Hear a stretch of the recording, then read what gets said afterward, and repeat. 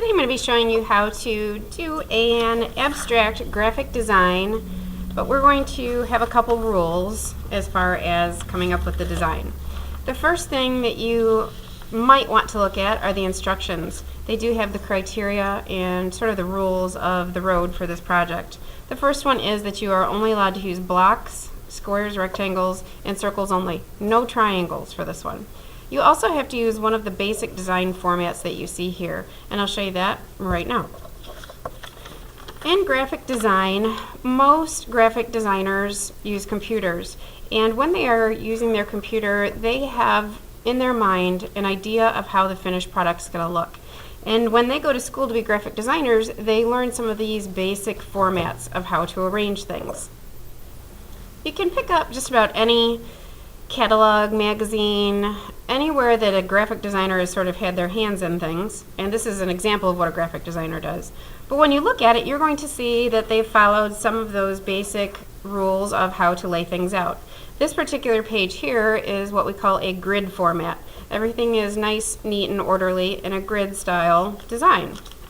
Now the page to the left of it is also designed with something in mind, and we would actually call this a low horizon because things are sort of arranged down here low. Now, if we were drawing a landscape painting instead of doing graphics, a low horizon would mean that our ground is down here and then we have a lot of sky. So this is low horizon, and over here we have the grid. And I'm just flipping through a magazine that I actually haven't even looked at yet to see what other kinds of arrangements we have. If we look at this one here, this would be what we call a strata design, where there's a layer of stuff here, a layer here, and another layer in the back. This is what graphic designers in their head are doing. They're thinking about these things as they design their pages and put things together in the computer. All right, lots of grids are shown in catalogs. All right, so with that in mind, you're going to need to choose one of the 8 for your finished project. But what I would do is pick a few of them you might want to kind of play with and try that on practice paper. So I've got a piece of practice paper. I'm just going to use a regular old pencil, and I'm going to do what are called thumbnail sketches. They're just little sketches that represent my final piece of artwork. I don't want to do 3 huge pieces of artwork and then throw them all away. So I'm just doing a few small ones. All right, so on this one, I'm just going to put my low horizon line. On this one, I'm going to try strata, and I think over here I will do a grid.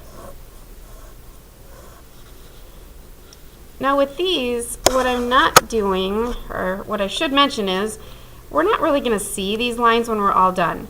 Somebody said to me that Mrs. Scott is sort of like these are the bodies, and we have to cover them with clothes. And I think that's a great analogy. Somebody else said, you know, it's kind of like a building where this is what's holding the building up, and then we're going to put stuff over the top. And that's exactly true. These lines are not really going to be seen when we're all finished. All right, so over here, remember that we're only using rectangles, squares, and circles. You can also throw some half circles in here. No triangles. All right, so I'm just going to start playing with some design and arranging things in here how I think they're going to look good. And you can put things on angles, of course. But what anchors this all together was that horizon line. This is sort of the strength right here. This keeps everything anchored together.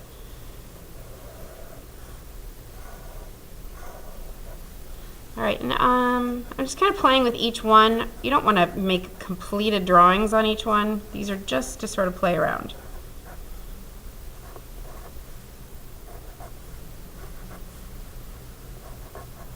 All right, and once you get a few of them done, you're going to be able to tell which one you really like. And I ended up going with a strata for mine. Okay, so practice paper first, remembering those shapes only, and using one of those 8 layout designs. Okay, then on good paper, you're going to put your design in pencil. And what most people have found as they've done this project is they might want to do some overlapping of shapes behind their shapes. Otherwise it looks sort of like everything's floating. And this one is strata.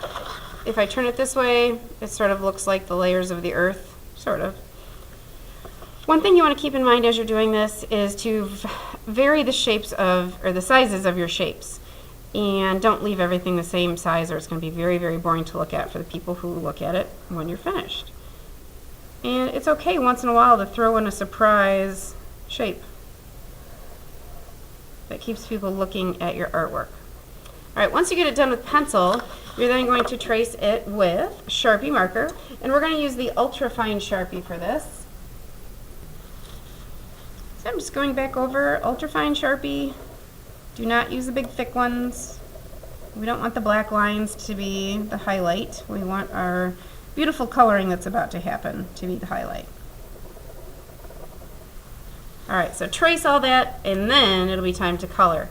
At this stage, I would definitely put your name in the bottom right hand corner, whichever corner is your bottom right hand corner. We have a lot of no-namers in the room and I want to try to eliminate that. Alright, now on to color. For mine, I chose a warm color scheme, and you need to pick analogous colors for yours. Analogous means they are neighbors on the color wheel. If you look at the color wheel right now, yes, everybody turn and look at it, you can see that I chose red, yellow, and orange. Now, what's cool about analogous colors is that you don't just have to use those three. There are variations of each of those colors. So there's a little bit different yellow. It's actually in between there. You could even use pink, which is pretty darn close to red. And a different orange. Nope, that's the same. I'm going to dig through all my pencils here. But needless to say, even though you're only choosing 3 colors from the color wheel, the big squares over there on the color wheel, you can find a couple different variations that will go along with that. Somebody did purple, blue, and green, and I believe they had about 12 different colors that still fit into that analogous color scheme. So analogous colors are neighbors on the color wheel, and they are always going to look good. When you are doing this, do not pick more than 3 of the squares that are on the color wheel. So for instance, I would not go any farther than, let's see, I did red, orange, and yellow. Those are squares. I would not go to green, and I would not go to purple. That's too many, and it starts to look like you've got too much going on. We're not making rainbows. All right, so to color these in, I do have a rule for you. Each space that you color, each shape, cannot be one value. So it's a little different than the value grid we did. It can't be one solid value. It needs to be dark on one side and light on the other. And you're using just the pressure of your pencil to create the value. You are not blending these with a paper stump. That will ruin the stumps. Now, this orange, it doesn't look quite dark enough, so what I may want to do is go back in with a little red and darken up that one edge. And because I'm using analogous colors, that'll look just fine. The entire page has to be colored, no white space whatsoever, and I don't want to see scribbly coloring like this and you call that done, because that's not. Alright, so no white space. Make sure you're only using squares, rectangles, circles, using one of the underlying design structures, and of course using analogous colors.